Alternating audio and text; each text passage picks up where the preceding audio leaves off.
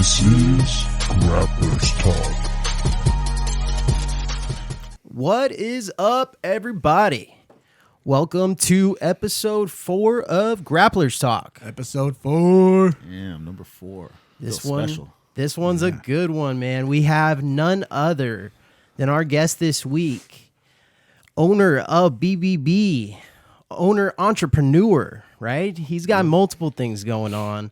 The man himself, you've seen him on Instagram, black belt, Kalani Foster, man. What is up, brother? What's going on, brother? How you guys doing? Thanks for having me. Yeah, thank you.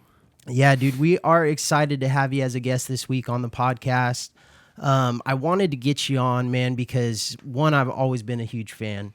Number two, you know, I love what you have going on here, and I think you got a hell of a story to tell. And just number three, you know, just update us and tell us how you've been lately. I know a lot of people have probably been hitting you up in your DMs about the stem cells and everything, so I figured it'd be nice to catch up on that a little bit. Definitely. But let's just go ahead and get started. I want to talk about your journey in jiu-jitsu and tell us, you know, where you started, how it went. Let's just kind of lay it out from the beginning.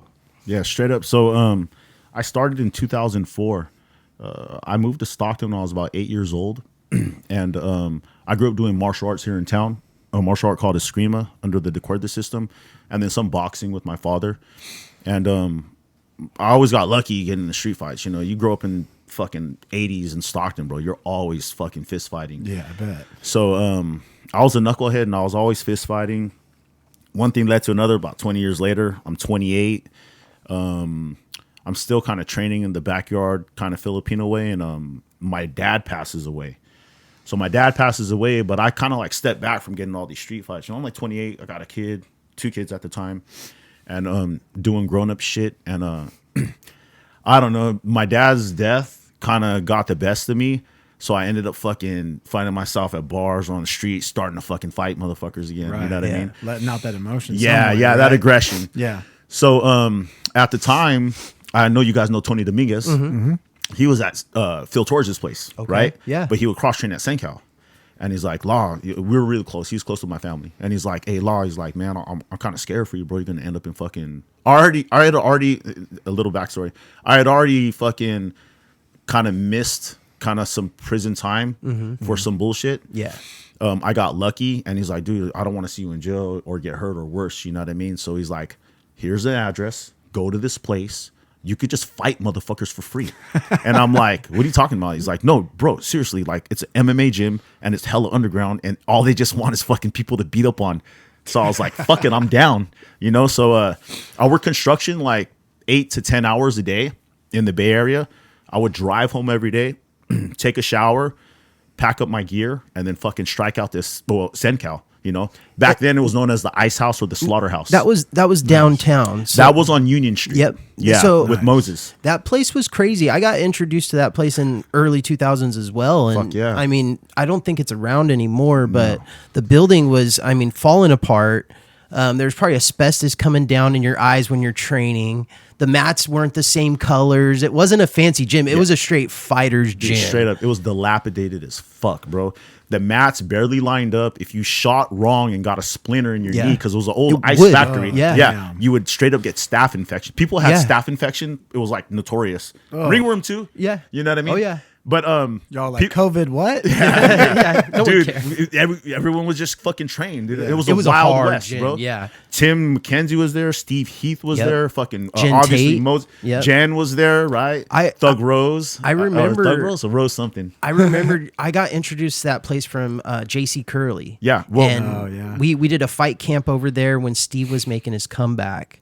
And they put the ropes around the beams in the middle. Remember, they made like a boxing ring in the middle. Yeah, definitely. And there was a big sign, and it said "No headgear allowed." Yeah. Like, and no one sparred with any headgear over dude, there. That's old school. Motherfuckers would get slept there. Yeah. It was literally you would go there just to hurt somebody. Yeah. And people don't understand, like, that's how training was back in the day, you know? You had to seek it out too. Like it wasn't an easy place to find. There was no sign out front. Nah. And then you'd Invite see all only, these huh? guys running, like, because they had these big stairs to get up to the top. Yeah. And you'd see them running and going up and down the stairs and running down in the ghetto. Yeah. It's hood down there. Yeah, dude. Moses would have us fucking run with heavy bags Yep. around the fucking park, bags, doing Jesus. fucking burpees and like Yeah. overhead presses. And I still use those drills to this fucking day. Yep. Shout out Yeah. to Moses. Moses is a good coach. Yeah. And Isaac was fucking there too. He Yeah. was still in high school. De Jesus. Yeah. Yeah. Fighting MMA, bro. Yeah. Little stud, man. Dude, I just talked to him last night, man. His knee's no bueno. Yeah. On a sidetrack, side note, he's gonna have to go probably get some surgery done. Hopefully not, man. Hey, man, fucking Hopefully he go listens to to this CPI. podcast, Yeah, go right? to CPI. When See we talk Scotty about and that, yeah. Scotty and crew at CPI, man. Get that shit done. Yeah, But yeah, I was the Wild West, bro, and I was a striker growing up. I'm gonna say it, you know, grappling wise, my dad had some pit fighters, you know, that would do the scraps up in Lockford, and they'd always be like, "Oh man, we got to learn the wrestling, blah blah blah." I'm like, "Man, fuck wrestling, that shit's gay. You just knee the motherfucker in the face when he tries to take you down." So growing up, we're like, "I'll just knee the motherfucker in the face." Yeah. Although in all my street fights, when I got handled, it was because a wrestler had me in a fucking headlock. He's like, "Let me go, motherfucker!" And he's like holding me there till the schoolyard people Yeah. came or whatever. you gotta land that knee, right? Yeah, you gotta land it, bro. And so that was my mentality. I would just do the striking class and I would do the sparring in that fucking ring, obviously, with Yeah. the regular fucking manila ropes. You know what I mean? No tape on Construction them. rope nothing. and shit. Dude, huh? it was just straight ropes, up. It was yeah. just fucking big ass manila ties. The bro. thickest ropes they could dude. find. Yeah. Off the port. Yeah, exactly. Exactly. Yeah. So yeah, I'll do the sparring. I was doing pretty good. And then Moses hit me up one day. He was like, "Hey man, you want to do a couple smokers?" And I was like, "Yeah, fuck yeah, man, I'm down." And he's like, "Well, you gotta, do that grappling." And I'm like, "Nah, man, I'm good. I don't need to do that shit." And he's like, "No, bro, like seriously, like if you don't want to learn it, you at least need to learn how to defend yourself." So I'm like, "All right, fuck it." So, one thing led to another. I end up on the mat. My first fucking roll. And I swear to God, back then, everyone was goofy that trained you. They had fucking colored fucking hair, painted fingernails, mohawks. Sean O'Malley's everywhere. Hella bright shit. And all the strikers were like all in black. Right. You know what I mean? Fucking hardcore gangbangers striking. And this little fucking 130-pound dude, maybe 125-pound dude, broke my fucking arm, bro. Oh shit! I got put in an arm bar, my first roll. I didn't know how to tap.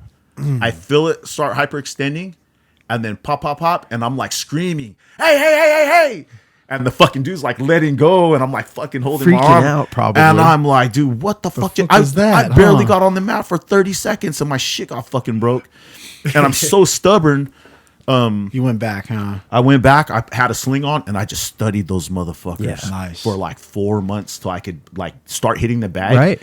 I abandoned hitting the bag, and I dedicated my life to jiu-jitsu because I had already been 20 years in striking. Thought I was a bad motherfucker. Yeah. I'm a good sized dude, and then here's this little scrawny fucking dude with painted fingernails and pink hair, fucking breaking my ass Took off. away one of your weapons, right? Yeah, my biggest weapon, my ego and my pride. Right. Took that shit straight from me, like, From bitch, you. you ain't shit. Yeah. So yeah, man, I fell in love with the grappling aspect and I stuck with it. And luckily, shout out to fucking Matt Freeman, Yeah. Alfred Santos, Oh, Ron geez. Reed, All of Ron them, yeah. Reed. They all took me under their wing because usually you don't. Those new guys that come on the mat, you're just a stepping stone, Right. But they took me under their wing, and slowly but surely, I started accumulating fucking wins on that mat.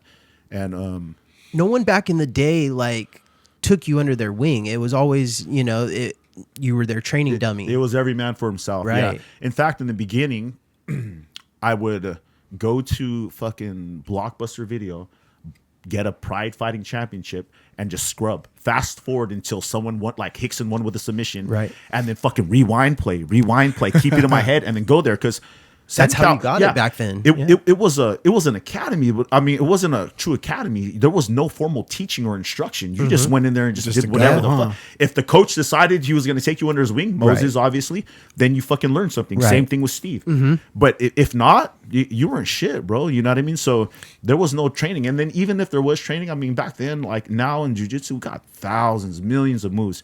Back then, you might have had like 15 basic moves, Yeah. Which honestly, if you get really good at those 15, you're going to fucking cancel everybody out anyway. Right. Yeah. The basics. It's always going to be in the basics. Oh, yeah. But you need that journey so like Moses told me, you need to learn that shit so you know how to defend yourself. You know? Right. If you don't know Berimbolo and you can't kick the motherfucker in the head, Yep. you better figure out how to defend the Berimbolo. You know what I mean? If anything, you need to learn the defensive side. Yeah. Alfred used to tell me, bro, I remember one time Rubber Guard had just came out like 06. Yeah. Mastering the Rubber Guard, the blowing book, up. right? Yeah. And I'm like, Al, I got this fucking book. You got to check it out. He's like, the fuck is that, buddy? And I was like, oh, it's this fucking Eddie Bravo shit. You know what I mean? He's like, that's for skinny motherfuckers. Yep. You know, you're a big yoke dude. Yeah. You know? So I was like, oh, fuck it. I threw it to the side. And then, you know, fucking 10 years later, you find me fucking playing Rubber Guard. Right. And it's like, bro, it wasn't just for big guys, bro. And even if it was, at least you know to defend it so you don't get hemmed up in those positions. You know? Hopefully, fingers crossed. Right. Yeah. I remember back in the day at Shingu, even Ernest Mello and Tim Freeman, all those guys started discovering the Rubber Guard. They were a little bit older than us, so they obviously, you know, would find out books and whatever they could, and they started exploring with it and, you know, trying to figure it all out back then. So I know exactly what you're saying, but it wasn't easily accessible. There wasn't YouTube that you could just go and watch every single move over and over. You'd have to read books and magazines and grappling magazines and put the pieces together. Right. See, like nowadays, everybody likes to go on BJJ Fanatics and get their videos and all that. And I'm like, I don't think you guys understand the original way was, you know, you go in and train. That's it. You learn from your instructor or you don't, right? Or you stay after and drill. That's how you learn, you know, but everybody's got so much information nowadays. Which is crazy now because it kind of fucked people up to where you have blue belts that are promising and purple belts that are really good. And they watch so much fucking video and tape. Like they don't fucking show up to learn the technique. They just show up to fucking spar. Right. You know? But at the same time, from my perspective is you're under me to learn knowledge. Right. Not to fucking spar, motherfucker. So if people start getting passed up because they know a basic fucking sweep that you're stuck, like, oh, how the fuck do I do that? Of course, you don't show up to fucking train, motherfucker. So fuck you. Mat time. Mat time, bro. You're gonna get passed up. Sparring is not mat time. Yeah. Sparring is very important. Yes. Don't get me wrong. You got to have it. You gotta have sparring. That's what makes this art beautiful. But it's fucking knowledge, bro. If you don't have the knowledge, how the fuck are you gonna apply? We're gonna have the same fucking move and be a one-trick wonder? Well, and not only that, to me, jiu-jitsu, it's not only about the moves. There's internal knowledge and things that you learn from your professor about how to treat life situations and stuff along the way. So it's not just the moves. Right. The problem solving, knowing the techniques and being able to problem solve in that stressful situation, like helps you outside. Yes. You know? I haven't trained in 2 weeks and I'm already starting to go crazy. And I got like 16 more weeks to go, which is like fucking driving me nuts, you know? But speaking of Ernest, I think we went on to that gym for like 4 years and then the gym shut down. Yeah. You know? And Ernest was I believe he was like a blue belt at the time, but they had just left Eric. So he was a purple belt around that time. Okay. Yep. So he had just left Eric and they opened Ronin. And the gym had shut down and I was kind of like twiddling my fingers, still training in my backyard, teaching people. And in between this time, I was doing self-defense techniques with people with knives and shit. And I was blending the grappling into it. So into my Eskrima technique. So I actually bought a punch card from Ernest and I still got like fucking 8 punches on the 10 punch card. But I went to 2 classes and I never trained gi, got my ass fucking choked out. And I was like, dude, I'm gonna try this gi shit. Yeah. I go to Alfred. I say, hey, bro, let's go sign up at Ronin. And he's like, why the heck would we do that? And I was like, well, I mean, it's jujitsu and like that's what I want to do. Man, that's fucking gi, man. We can do no gi, you know what I mean? Striking, you know? So I'm like, all right, so what the fuck are we going to do? And he's like, I got some mats. We'll take them to your house. He's like, we'll just call the homies up. We'll just keep training at the house. So we're training 2 nights a week at my crib. And that's how it was born, right? That's pretty much how BBB had already been established, but that's how the grappling aspect of my school started. You know, a lot of private lessons with a lot of high level black belt. I mean, Kurt Osiander. I would go through Andre de Freitas. You know, we did a couple runs to where I would start implementing the gi, and then people would fall in love with the gi. It was like, well, fuck, if you really like the gi, I think Andre's the best. I trained with everybody. Boom, I'd lose a student. You know, and then 12 years later, I opened this fucking school, and they're like, hey, bro, I want to come back. Yeah, you know? Like, no problem. You know. Yeah. But Andre is a really good instructor. I've trained with him. I trained with him for a few years, and his jiu-jitsu is so high level. And being a world champion like that, you know, you can't replace that kind of training you get from him. Nah, a really good dude, really good training. Yeah, Andre. I mean, everyone here is good. I mean, fucking, from Randy, Spence, and the Diaz brothers to, I mean, Phil Torres. Yeah. He got his thing going on. OG, but like, man. cool as fuck. I lost my fight at Fat Cat to a guy from Phil Torres. Phil Academy. Torres guy? Is that right? When I was training out in Modesto, 08 something 7. I was pissed, man. I Yeah. was so mad. Nice. But, Phil Torres always had some scrappers. The Taekwondo, a lot of those kids from, very young age stayed with him through Taekwondo and then, got a little bit older and got into the MMA aspect. We were talking about JC, man. I remember JC when he was a kid, bro. He would come over to my house. Big boy, huh? He's like, "What's up, Unc?" I was like, "What's up?" He's like, "Let's go to the bar. Let's go fuck someone up." And I was like, "Dude, you need to start training MMA." Yeah. slow the hell down. Yeah, huh? you need to fucking get that Slow shit- your roll. You need to get that shit out of your head, buddy, because you're just like a big old looking corn-fed, half-tongued fucking kid. You're gonna kill somebody. Yeah. You With know? a soft voice. Enormous. dude, hella what's up, gentle guys? giant. Yeah, Yeah. And a Now- computer nerd now. too. Like Yeah. he is all into like World of Warcraft and he loves video games. So I Yeah. mean, by all means, that's the wrong guy to mess with. Yeah, his little sister used to train Kalani, Tahitian dance under my wife. Oh, And so okay. she would be at the house like all the time doing privates with my old lady, and JC would come drop her off. And then one day I was lifting weights, hitting the bag in the back. It was like, we introduced. I met him and shit, and Bobby too. But I don't Yeah. I think JC started training first. I think right? back in the day, Bobby kind of came on a little bit after, but I remember back in the day, I think I saw you. You would drum at her dances. Oh yeah. At Leilani's dances. We'd go when she was in high school and support her, and Definitely. it's real weird how small the world is and how small this town is. Really. Yeah, this town's interconnected so fucking crazily, dude. Like, You brought up Eskrima earlier. So it's my great grandfather on my mom's side was Gilbert Tino.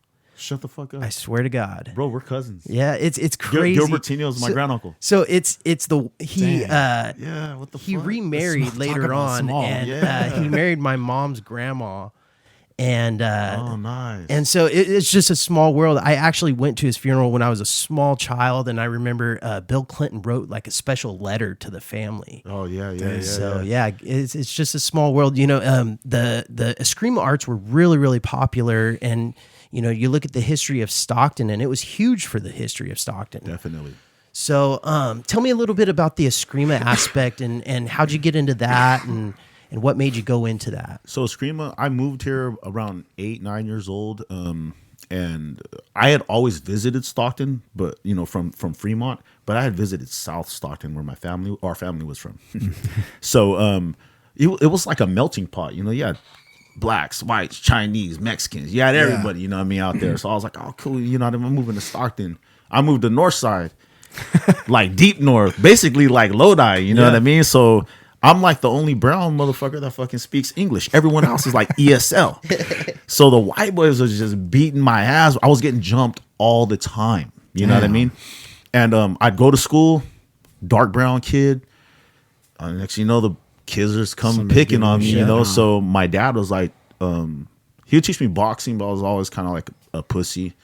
And my dad was like, you're going to learn how to defend yourself from your granduncle, The guy's bigger than you, you pick up a fucking stick. He's bigger than that, pick up a rock, And I started learning the Filipino martial arts through him. So Gilbert's my grandmother's brother. Okay. Yeah, on my mom's side. Oh, nice. So they would come to my house, and I would train with them like 3 nights a week in my living room. Yeah. And I did that for like, I did all the way to about 14 is when he passed away. I was like about 14, 15.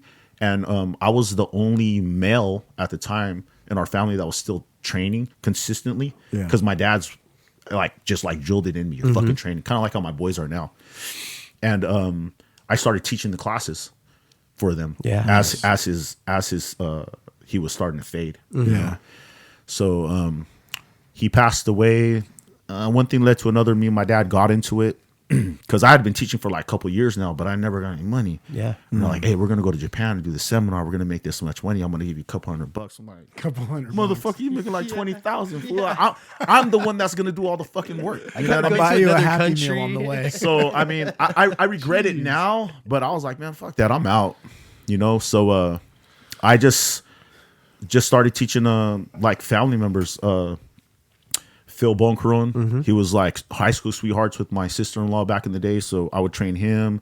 Tony Dominguez, close family friend, train him. My baby brother, and a couple other homeboys, and we would just do a scream out my apartment. You know, I was like probably like 18 when we got our first apartment, and that's when my club really first took off because my father still had his clubs and they would still do their thing, but I was kind of like on the outside, just building my curriculum.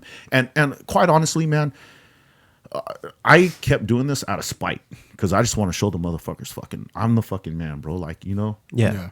And I now that I look back, I wish it wasn't that like that.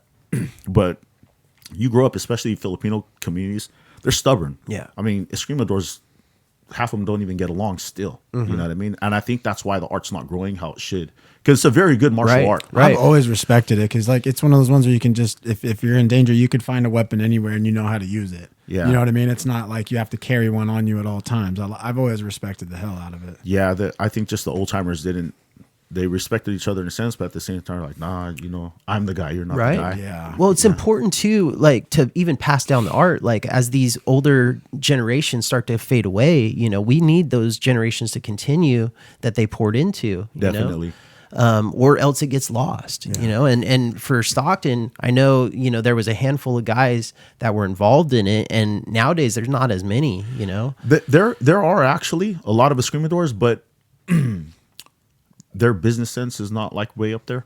So if you like drive down, I think Wigwam, there's a park on that street next to the school. Like Tuesdays or Thursdays or Wednesdays, something like that. You'll see like 20, 30 dudes out there training the screamer. Really? Wow. Everyone's underground. Yeah. Pretty much. Yeah. You know? No one's really public. They're all It's hard to find. There's Yeah. no brick and mortar Very hard to spots find. or anything, huh? Nah, we were the only one for a while, but I mean, it was hard as fuck having 30 kids with sticks running around your dojo, bro. Can You know what I mean? imagine. Yeah. So Dude. I just like, hey, you guys are fucking grappling, bro. It's way easier to control Oh, people this man. way, you know? You- and everyone they- wants to sword play. They all have. You give a bunch of kids sticks. Yeah, well, they were like padded, you know? I see the kids at Strive sometimes when they do like takedown and sprawling drills, and they have all the pool noodles, and it's chaos, man. I can Yeah. only imagine with Yeah. sticks, Yeah. dude. That's crazy. But yeah, but I'm slowly I do privates Eskrima still. Okay. And I'll do seminars, you know, within the Eskrima community. But as far as just a solo class, if these stem cells don't take, I might bring like Cyrus up, David, a handful of my A1 guys up to teach jiu-jitsu. I'll oversee it, but I hate to say it, but I mean, you can't be out of shape and teach a screamer still. You know what I mean? You can't be out of shape and do no jiu-jitsu. Right. Motherfuckers are going to fucking test you'll get exposed real quick. Yeah, you get exposed real fast, bro. Well, the other way, I could kind of hide behind my rank. Right. You know? I I've might s- have to go that route. I've seen a couple of your guys doing a screama in the shop and stuff like that, Yeah. and you do have like such a beautiful way of teaching it. And Oh, stuff, thank you. So yeah, dude. In fact, I got a you see that box right there? Mm-hmm. Yeah. Open up that box. Yeah, that's like one of our training fucking apparatuses. And it's really, really good for. Oh, nice. Yeah, it's really good for teaching you how not to get sliced. okay, Oh, look at that. Does it have like lights and stuff? It's a fucking stun gun. Is it really? Yeah, click it on the fucking. That motherfucker gets you, bro. Like you know, you know you didn't fucking. You know, Dave. you know you didn't block right, and it's crazy too because I don't think a lot of people understand that the style. You know how I teach That's jujitsu. bad. People are like that guy's a fucking dick and blah blah blah. I don't like fucking blah blah blah. I'm teaching you how to fucking kill another man with your bare fucking Yeah. hands, bro. There's Yeah. no fucking There's no high, nice way to do getting it. high and fucking piece shit in Yeah. my gym, bro. So what we'll do is we call it stuffing the pig. Or fucking Check where that out. two guys are grappling, and I'll throw that, and it's only my advanced purple belts and up. I'll throw that in the middle, and then whoever grabs it first, the other guy has to control the knife because like, And what? then they what- tase each other right there? yeah, fuck yeah. What good is your fucking grappling, right? What good is your grappling if someone like goes in the back waist and starts shoving it Right. inside of your fucking liver Right. or your kidneys? Dave. You're a done dude, bro. That sounds that's gnarly. scary. Yeah. Will you I don't- take a I hit don't- after we're done recording, Chris? No, you can. I don't, but you know, we don't post those drilling sessions online. Oh, yeah. You know what I mean? Yeah. I don't blame you. It's hard to post that kind of stuff because everyone's gonna have their dude. opinions Yeah, and yeah. you know we Talk do about s- getting canceled. right. We do Especially something nowadays. similar at Strive, but we don't have a knife that tases you. Oh, I've never bro. seen a taser knife. Bro, it's back in the day we used to train a screamer with that. But they were like, $900 back in the day. Yeah. These are like $60 or some shit on Amazon. Oh dang! Yeah. You can tase anybody off. But honestly, my black belts, Cyrus has been through it. Damien, my brown belt, has been through it. Eric, the brown belt, has been through it. If you came from my backyard, like that solid training was all we fucking did, bro. Yeah. Like hardcore training. And it was like for life, Mm-hmm. And they're like, what are you fucking training for? If the shit hits the fan, never know. motherfucker, we're ready. Right. The bad thing a lot of people don't get is they don't have the yin to that yang. So if you have too much of that aggression, that's just going to be overwhelming. It's going to come out in public, in your personal life, and all that bullshit, So you kind of need like to pick up some type of art. Fucking painting, Guitar. Guitar. Yeah. I play a lot of music. Yep. You know what I mean? So you could balance that shit out. Learn to dance. Something more, I don't want to say feminine, but something that's going to like kind of ground you. So you're just not fucking here 24/7. Right. Yeah. Because it's really bad for your personal life. It's really bad for the people around you in public. You know what I Mental mean? health, everything. Your Mental health, relationships, yeah. I'm trying to have positive affirmations when I wake up now in the fucking morning. You know what I mean? Yeah. I got into some shit, and I know our gym is the premier gym for fucking partying. I don't think people realize like we only party when it's like Christmas, a fucking holiday, like Thanksgiving or someone's birthday. We celebrate, Right. But I've been sober for almost 7 months now. Congratulations. Yeah, I haven't 7 months. I haven't That's had a good. drink. Yeah. And I don't want to, but I was getting to a point to where I just had this shit so much, like the old me was coming back. And, Right. And You got to kill those things sometimes. yeah. So I had to dial it back, take anger management classes. Fucking. Actually, next door, there's an AA class I go to every Sunday before Sunday service. Nice. Oh, so it's right here. Yeah. So I come here about 6 o'clock. I clean up. I set up the shop. I do the mats next door. And then I leave the doors open at 7. I walk over here. I do an hour. And then I come in and then I start rolling with you guys. Nice. Self-reflection is important, right? Dude, yeah. And I didn't see it before, but I know now, especially that I'm getting older, like, bro, like you're going to be 50 and you're still doing the same shit, motherfucker. And it's not that my drinking was just getting out of hand to where my aggressiveness was like coming through instead of just like partying, having Right. fun. And I started drinking because my knees like hurt so bad. And Yeah. I didn't want to take opiates, Yeah. So yeah, that shit just started fucking. A lot of people compounding. do that. A lot of Yeah. people like substitute alcohol because they don't want to get on pills, Yeah, but then they dude. get addicted to alcohol. Yeah, they're like, Right. oh, dude, I have addictive personality. I can't fucking do the pills. And Right. the next thing you know, you're a fucking alcoholic. Next thing you A know, you're a lot of bottle of those- vodka a day. A lot of those old school UFC guys, bro, they got into yeah. the alcohol and Yeah. the pills. you know? I kicked it with fucking Mark Kerr. In Yeah. fact, Yeah. 80cc's. Oh, nice. Yep. We basically sat in the VIP section and Back in the dizzy. dude, we like he kicked it off good, bro. Yeah. Yeah. He was like, hey, Kalani, so what are they doing in this position here? And I explained it to him because he'd never seen like jujitsu in that form. Yeah. Yeah. He was old school. Right. Yeah. The smashing machine or some shit like Yeah. that. Yeah. But dude, such a gentle giant, man. Cool ass dude. But yeah, he was one of those guys that when they did his documentary, I think it was slamming heroin. Oh wow. Yeah. You ever see that documentary? I didn't see it. Ooh, man, I know it's a good. really I've heard people documentary, talk dude. about it. Really good documentary. So talk to me a little bit about getting into opening this place up and what was your mission behind it? How did it start? I know you were at your house, and now you're growing this thing into something that's amazing. You have a beautiful facility here. Your students are all amazing. They show love to everybody out there. None of your students are bad people. They're always out there being respectful and great in competition. Everyone knows you guys are tough. Yeah, appreciate it. Yeah, I don't know if you've heard us talk about Richard. We talk about him a lot Rich, on our yeah. podcast. Yeah. Oh, do you? He's that match with him and Matthias, man. We talk about that all the time. This is yeah. probably the 4th one in a row yeah. we've talked about it. Match of the year. Honestly, that motherfucker just showed up to fucking practice that last month. He would have did way better. But I mean, yeah, Matthias is a fucking beast. He's an animal. Both of them are. Yeah, but both Lot's still young, bro. Yeah. He has a problem with showing up to class, Yeah. motherfucker. He's hearing this now. He's like, damn, calling me out. He knows. That Everybody motherfucker- in the car hears it, bro. He knows, bro. Like he has so much talent. I mean, he basically was only a white belt for like 6 months. Yeah. Got on the super fight circuit and just started murdering people. It was like, I just Yeah, can't have this white belt killing people. Here's Yeah. your blue belt. Yep. But he was dedicated. He was coming like 5 days a week, fucking sometimes 3 practices a fucking day. Wow. You know what I mean? Nice. And then he just kind of got that lazy stroke.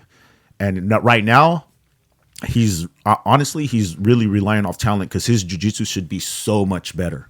You know, Yeah. if we talked about compounding interest before the show, but that shit racks up, you know. And if he kept that pace, bro, he would be murdering fucking brown belts like they weren't shit. I believe, Yeah. you know, in just 3-4 years. Yeah. It happens a lot to people though. They get to this, you know, certain level, and then sometimes they just either plateau, fall off a little bit. Yeah, You know, in yeah. jiu-jitsu, it's common. Yeah, you see it all the time, man, with like fat, sloppy motherfuckers, and they get into this to be like, I mean, Kurt said it, you know, they get into this to get in shape, they're depressed. Right. Yeah. All of a sudden, they start losing weight, they got pecs. Feeling good. They're buying like smaller clothes, they go to the bar, they find a bra, they start Yep. boning, and all of a sudden, fucking jiu-jitsu's Yep. gone. Yep. They're married. They No, don't or- train no more. Or that broad breaks up with him. Yep. And then They he's come depressed.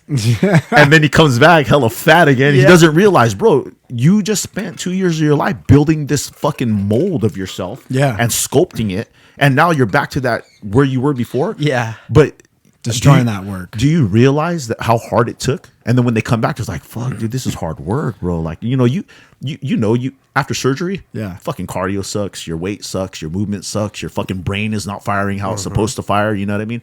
Yeah, muscle stamina's not there. Yeah, but imagine that, and you're not hungry to train. Yeah. You're just being a lazy shit. See, but that's how I was though before. Like we talked about my mentality change from talking to Dave and everything. Like when I was younger, when I was Lot's age, Yeah, I did yeah. the same shit. Yeah. man. Yeah. I did it too. I see it in him. I see me in him. Like I did the same thing. Like I would rather. I'm not saying this is him exactly, but I would rather like, oh man, I'm gonna take tonight off and I'm gonna go. It's Thirsty Thursday. I'm gonna go get a couple of drinks. It's half off the drinks, right?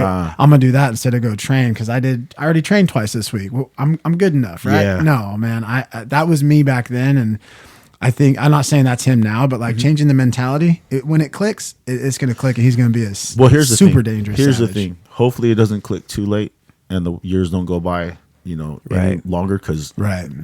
there's a fucking shelf life on this fucking body. Oh yeah, Yeah. And I feel like I'm ahead of people. I don't want to say ahead of people, but I feel like I've hit peak at like 36. yeah, And now, you know, at like maybe 30%, 40%, I'm still a fucking beast. I could imagine if I didn't have these surgeries, Right. I'd be fucking murdering motherfuckers at fucking 47 years old. You know what I mean?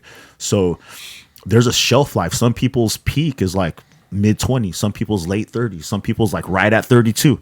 We see it a lot of time. Yeah. A lot of high level jiu-jitsu players, 32, they're like killing it.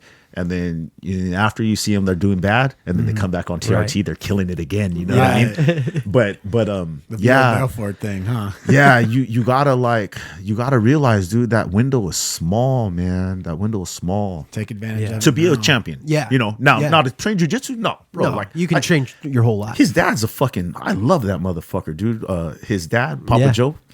Oh, that's his dad. Yeah, he's didn't know he's that. fucking 54 years old. Yeah. He's out He's here a blue fucking belt too. love He's that guy. grinding, Yeah. mother- And he's always down the road. Hey, I'm gonna tell you right now, Papa Joe comes to class, he'll have his fucking purple belt before his son. You hear that, Lot? You hear that? Hey, but Lot be killing everybody, man. Yeah. He's fucking a really athletic kid, really talented kid. He just I mean, he should be at 5 a.m. How old is he? God, I want to say he's 23, 24. Yeah, see, he's 2 years older than Cyrus. Yeah, he's So- he's just got to keep training hard. He's there. Yeah. Back at 23, 24, I was hanging out at the bars mostly. So, baby. I was there with you. I remember Eric. I was even younger at this point. I was like 18, 19 years old, and I was wanting to do MMA and pursue that. And I was just going out drinking, hanging out with the boys. You know, we'd party animals, getting ladies, doing our thing. Yeah, yeah. And I went into practice, and Eric looks at me and he's like, "Oh, you decided to show up?" And I'm like, "Oh, sorry, sensei. I've been doing this and that." And he's like, "I know what you've been doing." He's like, "Get on the mats."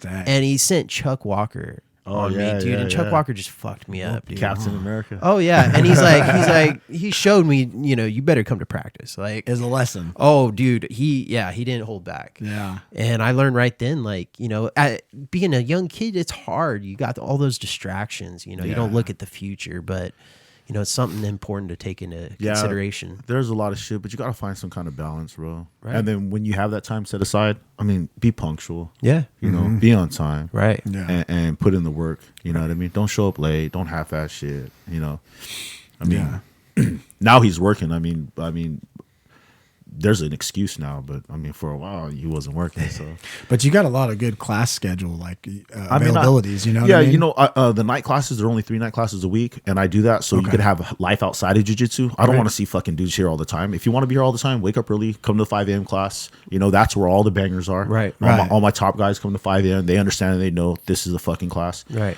The evening class, it's you know, it's for more of the hobbyist, but you are going to learn detail technique. You know, you're going to get in. I'm not going to be screaming at you and yelling at you and all that shit you see on Instagram.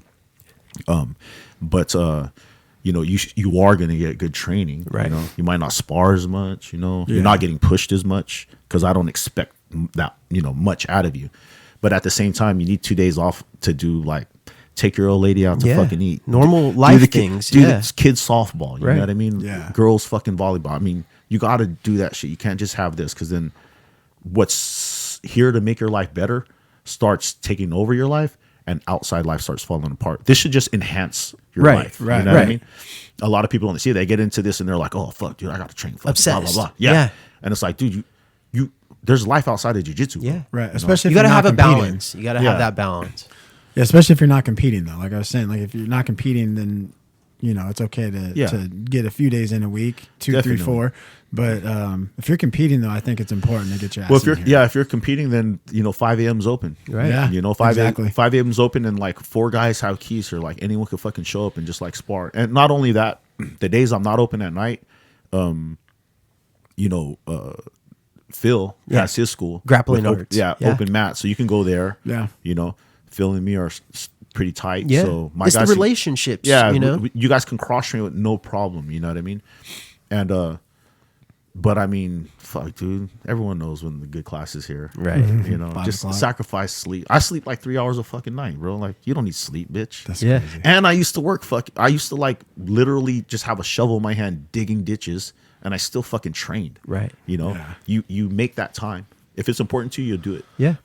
Yeah. I remember I was doing heating and air conditioning, and it had been some years since I trained. I was recovering from a shoulder surgery, and I was working up in Sacramento. So my schedule, sometimes I'd get off at 8 o'clock at night. Sometimes it was 11 o'clock at night. Sometimes it was 3 in the afternoon. But I remember I told myself, if I make it to Stockton before 7 o'clock, meaning if I'm in the door, it's 7 o'clock, I got to put my gi together. I'm going to train. Definitely. And I forced myself every single time. I was like, oh, 6:58, I got to train. Yeah. And I made the time in the day. And if I didn't do that, I wouldn't have found that time. You know? Definitely. You have to search it out, and you have to actually seek it out to make it happen. There's always time, dude. I want to say when I was still in my backyard, you know, some of the guys they get that little depressed state, and I'm like, you know, you run a school or even the camp, you know, in my house, you know, you're a fucking therapist too. And then you get these guys hitting you up like all depressed, like, oh, my lady this, fucking blah, blah, blah. I'm not feeling it, coach. Like, I'm in a really bad place. I want to fucking myself, you know? Yeah. And you're like, all right, man, give me an hour. And it's like midnight. You put out a mass text and you say, hey, dude, this motherfucker's going to commit Harry Carey. We need motherfuckers here like within a half an hour. Yeah. And then everyone's like messages you back. I'll be there, coach. I'll be there, coach. And then next thing you know, you got 5 guys were grappling in my garage trying to save this dude from fucking offing himself because he's so depressed, you know? Damn. Like, it'll happen. Yeah. Like, you could get training partners from anywhere, you know? A lot of guys are fucking gung-ho to fucking, like, meet you at 10 o'clock at night. You got match, you know? Yep. There were times when I would work late at my county job. And you guys know Berserker Joe? From Ronin? I've heard of him. So Joe V. Is he the one? No, that's He's an not old him. cat. He's like 52. Okay. I think Hella I know who fit. you're talking Yeah. about. Yeah. So Berserker Joe, like, he just started at Ronin. And we would, like, when we would be, like, field partners, be in the same truck together, we'd go to my house, grab, like, fucking 2 sets of dumbbells and like 4 mats and stick it in the back of our work truck and then hide at like a well yard and fucking grapple and shit. Yeah. Lunch, you know That's what I the mean? way to do it, though. That's Dude, not like bad. literally, yeah. And there's always a way to fucking keep in shape, you know? Yeah. Like we do like 50 pull-ups, like every well station we hit like 150 push-ups. Yeah. Yeah. You know, or And it burpees. doesn't take much time. It doesn't. You know, it's like 15 minutes. But yeah, if you want it, you'll get it. Yeah. Absolutely. Yeah. So talk to me a little bit about this place, and you know, let's go back to how you started it, how it's developed and grown to be what it is nowadays. Right on. So I ended up with a work injury that set me back pretty bad, but that injury compounded like other injuries on top of it. One thing led to another, and I had to retire from my job. So at the time, I think we probably had I want to say close to a dozen students in the backyard, you know, and I don't want to say students, it was family members. Yeah. You know, Right. it was, everyone was really tight because I wouldn't bring someone to my house that I didn't like Right. know or trust. Right. Yeah. And my wife, man, the night the doctor told me that ethically he couldn't send me back to work, I was like, I don't know what the fuck I'm gonna do. Am I gonna work at McDonald's, or you know, I can't collect this disability because it doesn't pay anything. Yeah. And she's like, call all your fucking buddies up and tell them you're gonna start fucking charging them rent. Let's open a school.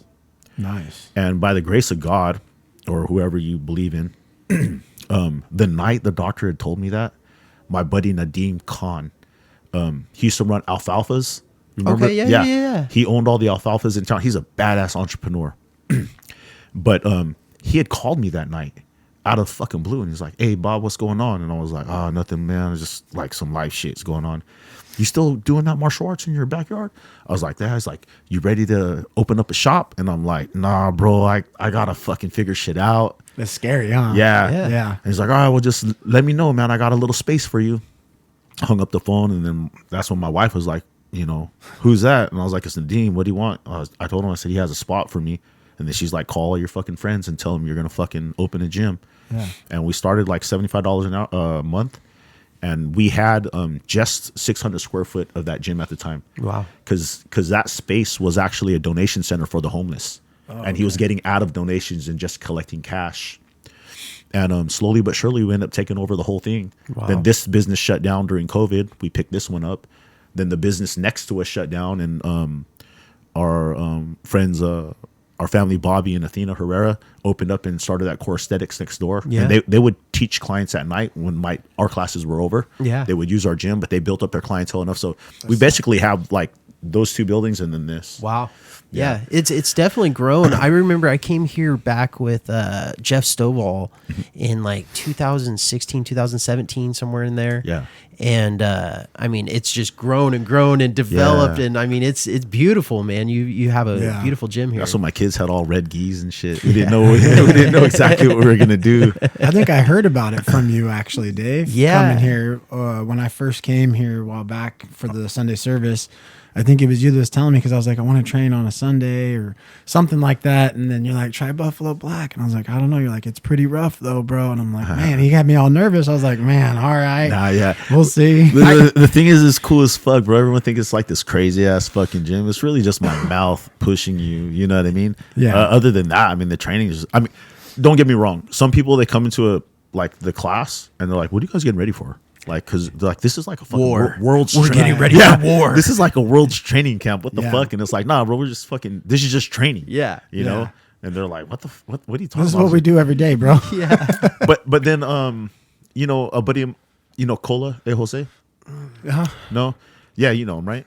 So he took me to the side one day, and I think one day I went on a rant about the you know, trans kind of thing, and I was talking to gang shit. I was just on one of my, you know, posts, and he's like, I was at the Jiu-Jitsu World League, and he's like, hey man, can I talk to you? And I was like, fuck, here we go. Yeah. Here it Now goes. this is a real OG, bro. He's like Hickson Yeah. black belt. Yeah. Yeah. And he brought me to the side, and he's like, hey, I just want to tell you, man, you're a breath of fresh air.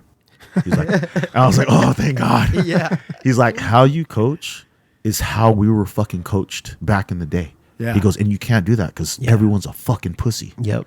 He's like, I don't understand it. You know, I guess he has closed door practices because that's how he trains his people, but he doesn't, you know, the public can't let him know.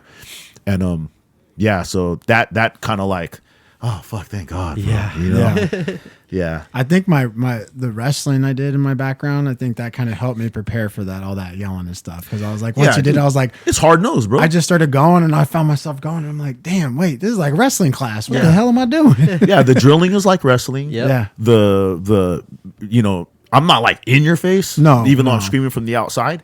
But I mean, if you wrestled, if you played football, any of those like high contact sports, I mean, that's what you're gonna get. You know what I mean? Yeah. And even in boxing, bro, not a lot of people are fucking sitting back. Hey man, this is how you do this. They're fucking on you because these sports are aggressive. Yeah. You know, You can get hurt. Yeah, I understand it's a gentle art, but I think this is the most deadliest art because I can actually, if I'm good enough and your level's low, I can actually, you know, take your life away very easily. very easily. Yeah. And I, you know, it's one thing if I'm a seasoned striker and you don't strike. Yeah. Everyone has a puncher's chance. Right. If you connect, Yeah, you that's know, true. just right, I'm gonna go to sleep. seen it.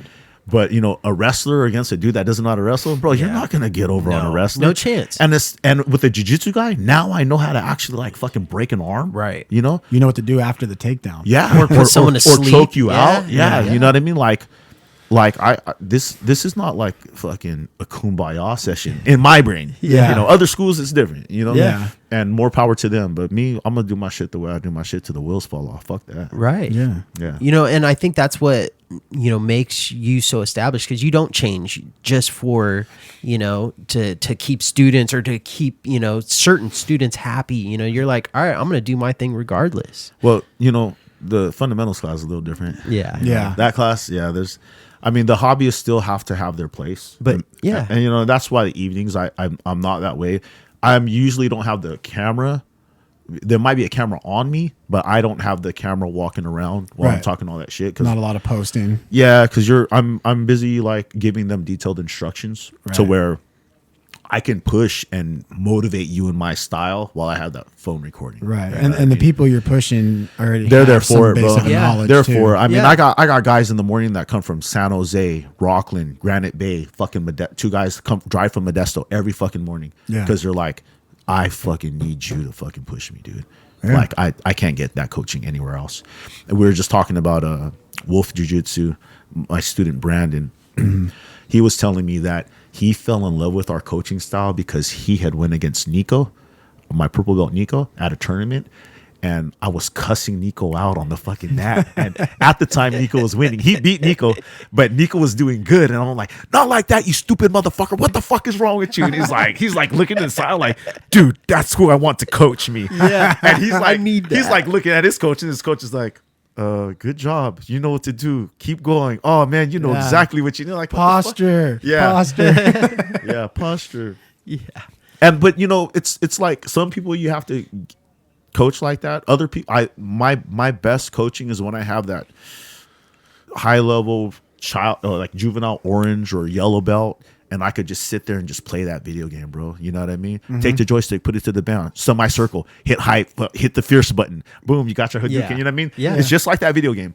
I can my oldest son, bro, my youngest son, my daughter, like they're some of the best people I love to coach because I can actually sit there, be calm, and just fucking tell them what to do. Or I don't say shit. In my head, I'm telling them what to do, and they're doing it. And then as soon as they get into a spot they're stuck in, they just look at me. Look over And then it. I tell them, you know. Yeah. It's all that relationship make, they have. Make that adjustment. Turn that head to the back. Yeah. Switch your hips. Cross your legs. You know what I mean? Yeah. But yeah, you know, other motherfuckers is I get too impatient. It's Yeah. like, are you fucking dumb? Yeah. You fucking trained for this. What the fuck? You all of a sudden you hear Kalani at World League one day, be like, oh, he's pissed. Yeah. And it doesn't matter if they're winning or losing. You know what I mean? Like Yeah. you could win, it still could not be enough. Yeah. Yeah. You know, you can always make that adjustment. I think another thing too with my kids is they've been training so long. You know, it takes a long time to get to where you can coach somebody at that level. You know, Yeah. Alika started training jiu-jitsu same time I started training. Oh, yeah. So he was like the only kid at Sencal. And Damn. they would just take him. Cyrus was like jumping on the couch over there, you know, getting fucking staff. Or whatever. But you know, he's been training as long as me, so like he understands that, you know, detail. He's been in that. Yeah. You know, and He's then been around the game for a while. Yeah. And then Leia, my daughter, she's only 15, but she knows, you know. She's been around it her whole fucking life. You know? Yeah. And out of all my kids, she stopped. She's dancing more now with my wife. But when she was competing, dude, it was beautiful coaching her, you know. Nice. But it takes a while to get that developed, you Yeah. know, that connection with Yes, the coach. yes. And then actually understanding the technique. Because like I said, dude, if you only show up a couple days a week or you show up and you don't actually learn the techniques, you Yeah. show up to spar, you're never going to understand those details I'm telling you and I'm Right. preaching to you. Yeah. and you could be around it and not really train. You know, my wife's a blue belt, Rosalie, but she can fucking coach you through it all. Right. She's been around it for fucking 20 years and plus wrestling, you know? I mean, my kids were fucking outstanding wrestlers, both boys, Alika especially. But, you know, she knows this game of grappling. Yeah. You know what I mean? And it's really hard unless you've been in it like damn near, you know, all the time. Yeah. You're around it all the time. You're eventually going to pick something up, even if you're not training. Of course. Yeah. Of course. Yeah. You're going to absorb it. Oh, yeah. Yeah. So now over the years of training, obviously injuries build up with jiu-jitsu and martial arts, and I've had 2 shoulder surgeries myself. You've had a handful of knee surgeries, and let's talk about your recent visit to get stem cells at CPI. Definitely. What made you go into that route? What made you look into it? And then I know there's a lot of people I've been talking to recently that found out you were going to be on the podcast, and they're like, "Oh man, I want to know all about it." So yeah, it's crazy because the last post I posted about CPI, I had got 15 DMs, and I didn't realize how many people were like interested. Yeah. But I think what it is that you see Joe Rogan, you see fucking Tim Kennedy, you see all these people posting about it, but you don't know them on that personal level. Yeah. It's not someone you can relate to because they're fucking millionaires, you know? right. It's just an ad to them. Yeah. Yeah. So I had this horrible work injury, which is like a 1 in a million type of injury where my LCL only blew out. Okay. And before then, I was like 24. I was playing football at Delta. I blew out my right ACL, and I needed surgery back then. But back then, supplements, like you could buy like creatine, and like if you took creatine from back then, now USADA would not approve it, right? Right. So I was taking like what was it, Celtec, and I had blown my legs up to where I didn't like the ACL didn't bother me anymore, you know. So I went on life with that, and then about 36, I think. I had my first blowout on this knee, but I had to keep this knee immobilized for 11 months. Immobilized fully? Yeah. Jeez. Yeah. So the atrophy in both legs, when this leg shrunk, it just started like pop, pop, pop, loosening. So they sent me back to work, and this one got so bad, I was like, fuck it. I'm going to just go opt for a personal surgery on this. So I took time off of work again to have surgery on this, but I went back to work too soon. And it just so happened I ended up at a fucking ditch collapse. I'm an underground laborer by trade back in the day before I retired. And I was standing on top of a ditch that had been previously dug like months or a year before, but they didn't compact it right. So when I was standing on the side of it, me and 3 other guys, it sloughed off. But when it sloughed off, how I landed buckled that ACL. And so work had to go back in and fix it. But work doctors, man, they're bad. Yeah. So when they went in, they scoped the fucking cartilage of the ACL. They did the PCL, the MCL shit. They redid the ACL with some kind of like. Did they use cadaver? Cadavers. Yeah, I have all cadavers. Okay. Cadavers and screws. How they did it, like some experimental surgery, it didn't take. Yeah. Oh, shit. So they had to go back and do it again. And then go back in and do it again. And by then, dude, my knee was so thrashed and fucked up. The doctor was like, bro, this is like 4 years later. He's like, you can't go back to work, bro. Like, You can only cut it open scar so much. tissue. Yeah. It's gonna Well, it's build not up. only that, how they did the surgeries, it put me in a position to where I would definitely need knee surgery, double knee replacements by the time I was 50. Oh. So they were like, if you keep jumping in and out of ditches and using your legs and shoveling and, you know, hoisting like 150-pound sacks on your back and walking this far, like it's not going to last that long. Yeah. You know, you're going to prematurely get it, and you're already getting it at 50. Yeah. So that's when he fucking said, ethically, I can't allow you to go here. So I started this gym. And, you know, that was a blessing. About, let me see, 6 years later, I end up at 80 cc's. And we end up sitting in a VIP section with Mark Kerr, with Scotty's brother from CPI, Danny. Okay. And me and Danny are shooting the shit, you know what I mean? She starts talking about stem cells, blah, blah, blah, this and that. What year was this? This is the last ADCC. Oh, just recently. 22. Okay. 22. We're hanging out and we're bullshitting, and we end up fucking having a good little crew, you know? We're Yeah. there the weekend with each other. We all end up knowing each other by name. Hey, Yeah, blah, blah, yeah. blah. And he's like talking about the stem cells, and he's like, man, you should really try it out. I was like, nah, bro, 20K? I was like, I can't fucking never afford that shit. Yeah. That's a And car payment. He's like, a car. He's like, well, I'll tell you what, we have a raffle going on, and we're giving away like some stem cells. You should go apply. And this is like right before the main match, you know? Yeah. And I'm like, nah, I'm good. My knee was swollen, bro. I had my prosthetic brace on. When I walk like far on concrete, I gotta wear it, you know, when I'm out. And he's like, man, just go sign up. And I'm like, nah, I'm good. He's like, I'll take you. So we go out, we fucking walk. I meet Ed, meet Scotty. We fucking Ed, Clay, and Scotty, and I signed the paperwork to, you know, register for this raffle or whatever. And then about 30 minutes later, I go back to walk into my seat, and he's like, hey, dude, did you see your Instagram post? And I was like, nah, what Instagram post? He's like, dude, check your Instagram. And then I checked my Instagram. I was like, fucking won $25,000 stem cell treatment. Damn. Yeah. That's awesome. Yeah, it was pretty dope, man. And I bitched out like the first year. Actually, I wanted to get it. I really didn't have time. But my wife's hips really messed up from dance, Polynesian dance. It just takes a toll on her hip. Oh, yeah. And her elbow's pretty messed up. So I was like, man, check it out, dude. Like, I'm gonna end up with these knee replacements anyway. And you were telling me stem cells need a little bit of material to like grow. Yeah. And I think they said they took it all out. Could I give this to my wife? And he's like, yeah. He's like, no problem. Well, she chickened out. And then, you know, another year passes by, and I'm like, I better get these motherfuckers before it's too They late. kept Yeah. that deal Wow. for you? Yeah, That's he told me tight. I had 2 years to Yeah. do it. That's cool. And I messaged him, and I think it took like a week and a half. Yeah. And I was in Tijuana, bro. That's awesome. Yeah. Damn, That, so it you was got it that quick of a free, turnaround. huh? Yeah. Yeah. Yeah. Basically, I got other it. than travel. Yeah. In fact, dude, not only did I get it from winning that contest, they're gonna do 2 more treatments for me for free. They included that. So I go back in 6 months to get MRIs done, and then more stem cell injections, and then I think I'll go back another 6 months or a year later. And then as I was signing the paperwork, they were like, hey, we want to put you on this affiliate program, or not affiliate program, fucking social media program, you know, as an ambassador or whatever.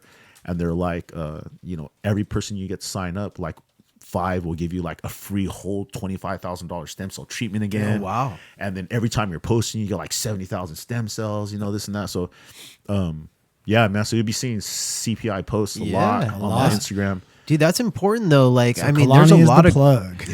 there's a lot of grapplers out there that are needing some sort of relief. You know, Yeah. they're dealing with some sort of injury or something that's been nagging for years. You know, the big thing is, especially with these new school players, not new school now, but new school in the sense of like 4 or 5 years ago, that inverting baramboloing, bro, like before COVID hit for 2 years, I had like no feeling tingles, pins and needles in my left arm and my left leg. Yeah. And I know it was from like inverting, getting stacked by heavy guys. And then COVID happened. We had some time off. It was just me, Alika, Cyrus, flow rolling for a couple months, and the sensations came back. So I stopped inverting. Like I haven't inverted since then. Every time I will, I'll get that like, you know, that numbness again. So I just totally stopped. I just play top game now. But when I went there, I met a lot of good friends, good buddies, and they had really bad back problems to where they would have neuropathy in their legs or in their arms. They couldn't feel their hands. You know what I mean? Damn. And they would go in and get those injections in their spine. And the next day, they're like, dude, I could feel my legs the first time in 7 years. Wow. Yeah. And they're walking around. You know, they're stiff because of the injections.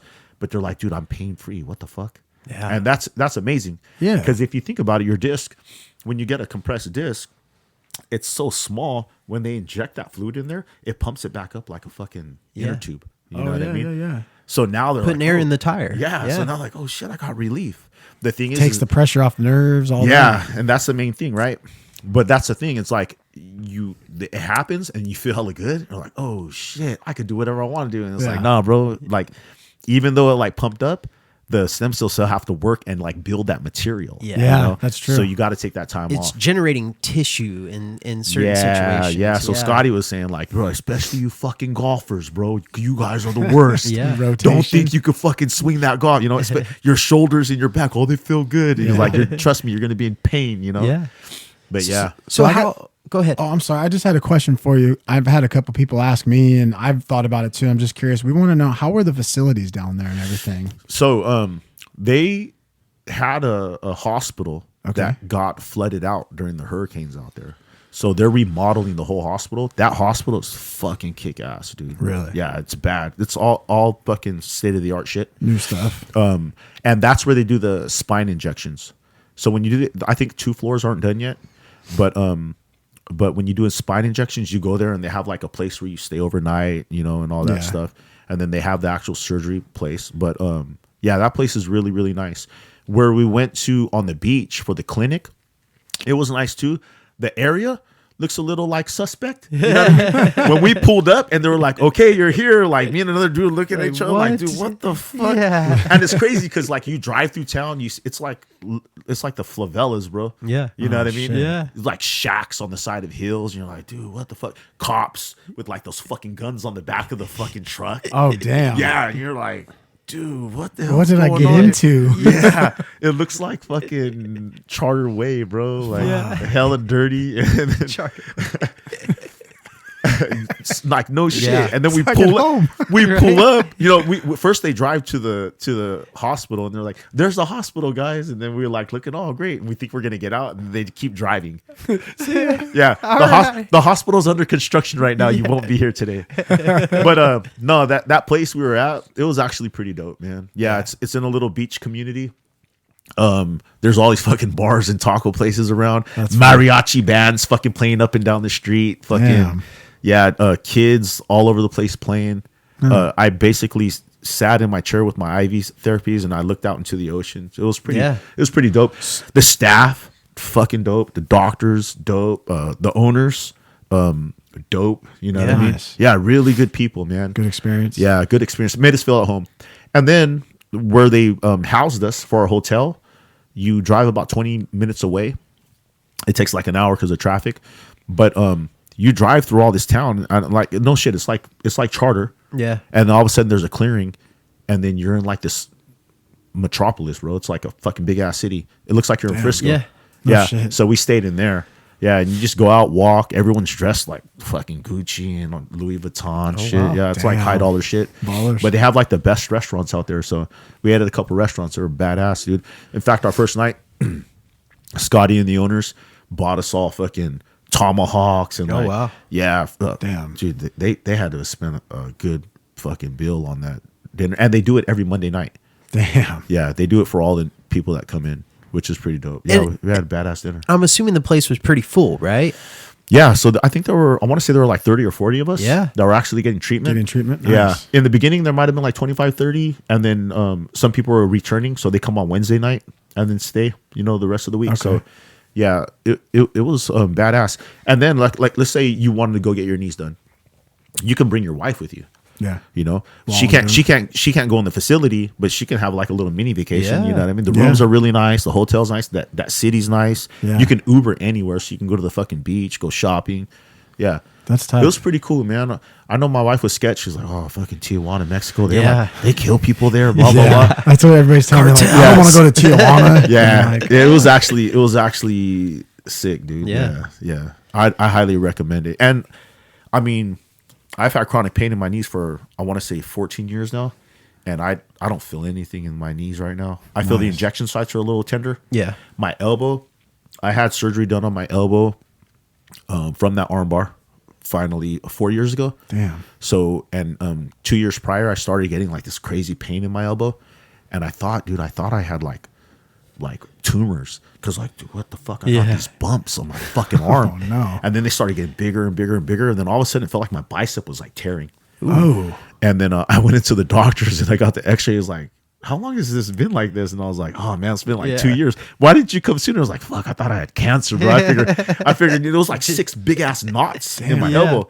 And he's like, dude, you have these huge bone spurs fucking growing. Wow. He's like, you ever have trauma? And then I thought back, like, oh yeah, that little pink haired motherfucker Yeah. armbarred me. Sean O'Malley's little brother. So I guess the bone fragments chipped off and then started calcifying slowly. Yeah. Yeah. So I've had pain in that for like over 4 years. And the day of the injections, bro, no pain in my arm at all. That's Wow. crazy. Yeah. That's good. Yeah. Which is crazy because they don't give you an anesthetic.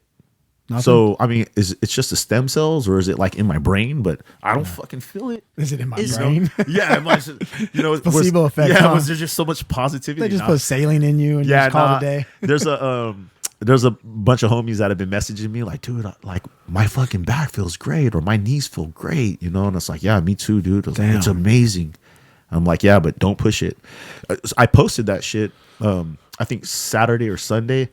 And I was like, dude, I don't fucking feel shit. My knees feel great, blah, blah, blah. And then fucking Scotty, the owner, messages me. He's like, don't fucking overdo it. Yeah. He's He like, saw that video. Yeah. Like, no, easy, buddy. he's like, trust me. He goes, because you're gonna feel great, and you're gonna start doing stuff you're not supposed to do, and then all of a sudden you're gonna have a flare up. It's gonna feel 10 times worse than it ever felt. It's gonna feel like you had surgery. Yeah. So yeah, I just chilling out, bro. So with having the treatments and everything, let's talk about the diet and how everything works after the treatments and what kind of procedures do you have to follow? So I'm sponsored by a meal prep company, Our Healthy Meals, Andy and Kathy, that right now I'm just on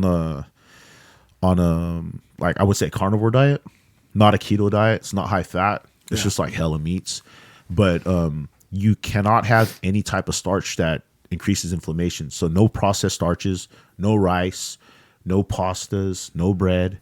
You know, you can have like vegetables, but basically stay away from that, because what's going to happen is these stem cells and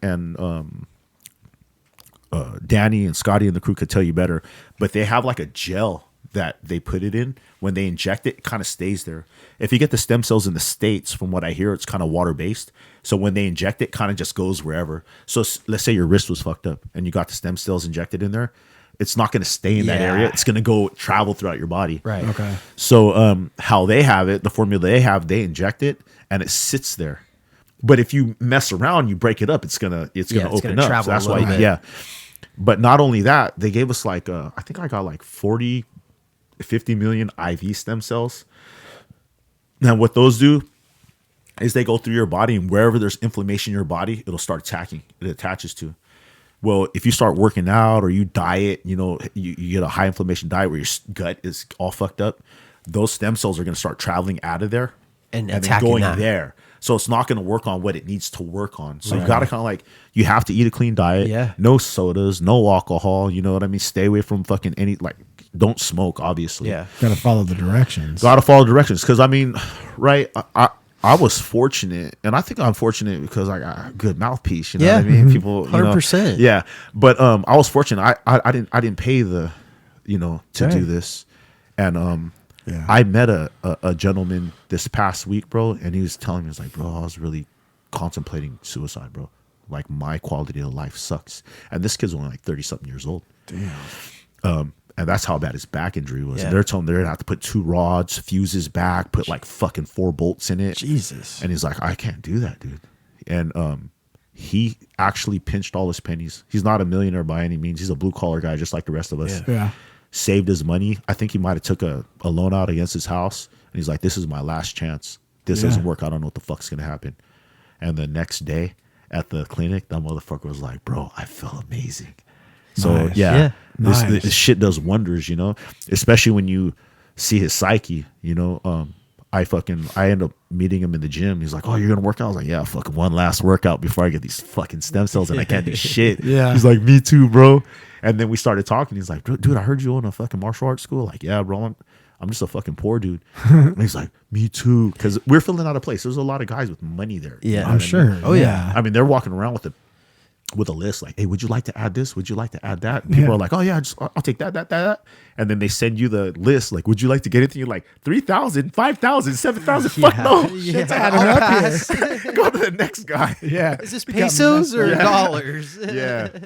But fucking like, it's amazing seeing that, you know, and then knowing, you know, after I told you I got those 15 guys hit me up and 7 are already in contact with Danny. Wow. With my direct contact. So you guys know, like, if you hear this and you want to get in contact with these guys, follow me on IG, message me, and I'll give you my contacts, direct contact. So you're not just talking to anybody. Like, you guys could be personable together, you know? Nice. Yeah, I got 7 guys set up already. So, and I think 1 like already put credit card down payment. Wow. Nice. Yeah, he has a really bad knee injury. Ready to get it taken care of. Huh? Yeah, you know what I mean. And especially for, like, I have a guy and he's an older gentleman that trains with me and he blew out his ACL last year. Horrible. And last thing he wanted to do was have surgery, but he also wanted to, if that's the route he has to go, he wanted to start it right away so he could start the recovery. Yes. You know, so people are backed up against the walls sometimes when it comes to, you know, these injuries, and the doctors don't really give you too many options but surgery.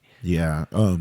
Dude, surgery is crazy because, man, that chronic pain stays with you. I mean, you feel it. You've had it. You know the pain stays with you. You know that when the weather changes, you're gonna get fucking flare-ups. You know, and I was to the point where this knee only flares up when the weather changes, but this knee was 24/7, dude, and this arm 24/7. Like, and I have a decent pain tolerance. You know, during COVID, I detached my hamstring from my glute.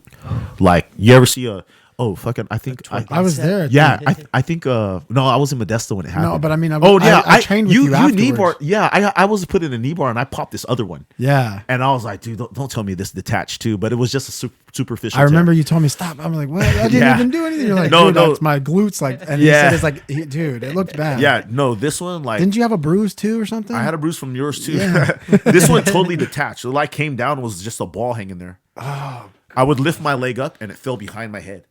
Like, what? Yeah. And it fell behind my head. I drove my fucking self home from Modesto. Yeah, you told me about that, right? Using my left leg to fucking drive. And no ambulance here. Well, you know, the thing was people were dying in the hospital. Yeah. You know, so I was like, dude, you don't want to get trapped. My phone's gonna die. My wife's not answering. She's at work. I can't get hold of any of my kids. Oh my god! I end up in the hospital, and then no charger, and then I'm not going to see any of these guys. So I drove myself home, and then I fucking toughed it out, bro. That's bottle fucking rum and some goddamn Coke Zero. Made it home, huh? I'm getting to the hospital one way or another. But I never got it fixed. And the stem cell people were like, dude, you never got that retouched. I was like, no, dude, the world was under crisis. Yeah. So it's still like that? Oh, yeah. You said, oh, yeah. You seen him. I'm pretty sure Anthony has a torn bicep. He has both. He tore both of them. Hey, if I was him, I would have torn them both too. They look so sexy, bro. Yeah. You're just like, what the fuck, big ass knot. See that? But yeah, 2 deltoids. It's the lower, it's like hangs down on the lower part. Oh, it's damn. crazy. Does it still do that over your head like that? No. I have a strength in other areas of my leg. Okay. Like my hip is like over strong on that side. It's not flexible anymore because it's kind of compensating. The body's just crazy, right? It'll make adjustments. Yeah. But it's also bad too because as the years go by, then you start walking a little fucked up. Your gait's bad. Your posture's bad. Your spine gets all overcompensating makes things out of definitely. whack. So, Ant never got those biceps fixed either, too. Like, there's just, I mean. Oh, dude, I got a student here that has one big ass Popeye arm. Yeah. He's already, John. Carr. Yeah. He has we were just talking about last episode. One torn ass bicep, bro. Yeah, and he's already hella yoked. He's hella big. Yeah, it looks crazy. Yeah. I don't know him personally, but I've heard from him and I've seen some of the pictures and stuff. Yeah. He's a cool dude. Hey, honestly, I think he's been with me 2 years now, and that guy's fucking trouble. Wait. Just like Lot, he's trouble, bro. But on a different sense. Was Kalani there for? No, he wasn't there. But for what'd you call it? The stroke of 2024. Yeah, dude. Okay. So he went up against a guy at a Grappling X thing on the day of the Super Bowl. I was there, and they're like, "Oh yeah, from BBB," and I was like, "Oh okay, like let's check it out." Show some support, right? And he goes up against this bigger guy, and he outpositioned him. I think he got the sweep for the win, sweep for the win. And next thing you know, they have another match, and the guy like fakes a stroke on the mats, like after he's done rolling with him. And I was like, dude, that's his ego right there. Like he is hurting right now. John said he's like, dude, I gave the guy a heart attack. Yeah.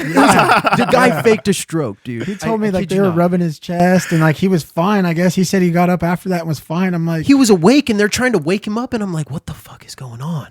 Like, I don't understand. But yeah, he faked a stroke after that one. Is that right? That's funny. Yeah, that's funny. Yeah, he's competing this weekend. I think he's competed like every weekend. Every weekend. Yeah. He's on it. Crazy. He has weekends off right now. He's a sheriff. Where at? Yeah, I think Contra Costa County. Nice. Yeah, like probably Richmond area somewhere out He's there. a big boy. Dude, he's a good sized fucking dude, man. Yeah. I seen him going against that guy, and I was like, man, these guys are big. But yeah, dude, it's been interesting, man. Just having you on and getting to hear your stories, man, and everything that you've dealt with the stem cells and and your journey. And I just want to give an opportunity to you one more time if you want to plug anything, talk about your classes, your Instagram, whatever you want. So you can follow me on Instagram at Buffalo_Black. That's my personal. Then I got my school, Aries BJJ Stockton. That's the PG version. My shop, Train BBB, the Buffalo Black Brotherhood. Shout out to JG Tracy with Alika. Headquarters for us is Aries Modesto. Core Aesthetics. My wife's school, Te'ihi O Te Aranui. My sponsors, All in Canine, bro. If you got a fucking dog and he's a fucking little asshole, go to my guys over there, bro. They'll get your dog dialed. My dog's a sweetheart. Do they help? Do they do toddlers?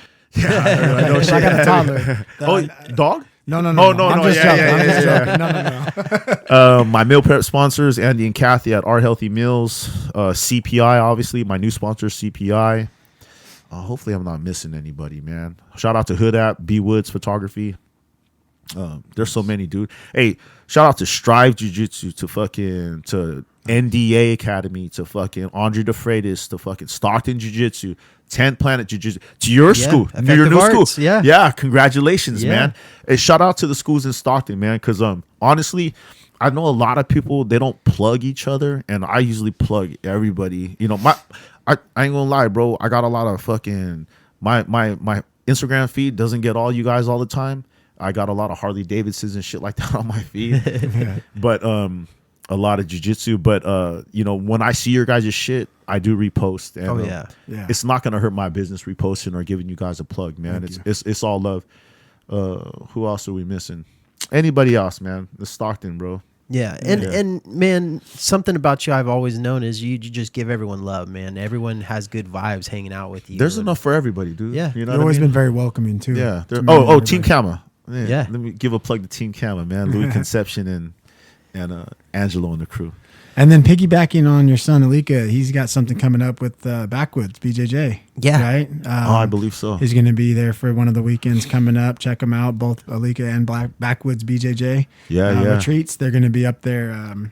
It's supposed to be. It's a nice place. Yeah, I think it's in a nice June. place. It's like the week of my birthday. Yeah. Did you guys see they did the event this weekend? Well, I was supposed to. I think I'm the first guy he hit up for the one this weekend, and then I told him I would do it. And then the stem cells got. No, it wasn't the stem cells. My wife's Polynesian dance competition and my kids ended up that same weekend. So I was like, dude, I might be able just to make one day. He's like, no problem. And then the stem cells, someone canceled. Yeah. And I got in. Nice. So I didn't get to make it out there to his. Yeah, but shout out to them too. That's pretty cool what he's doing. We're gonna head out to the next one. He wants us to come out there and do some podcasting. So with all the groups of people, you know, it's going to be a good opportunity. It looked cool. Yeah, it looked fun. It did look good. They did natural cold plunge. That ain't me, but good for you guys. In June, it should be beautiful out there too. Because I'm pretty sure it was probably pretty fucking cold. Probably still have that snow melt. Yeah, snow melt. Yeah. He said it snowed.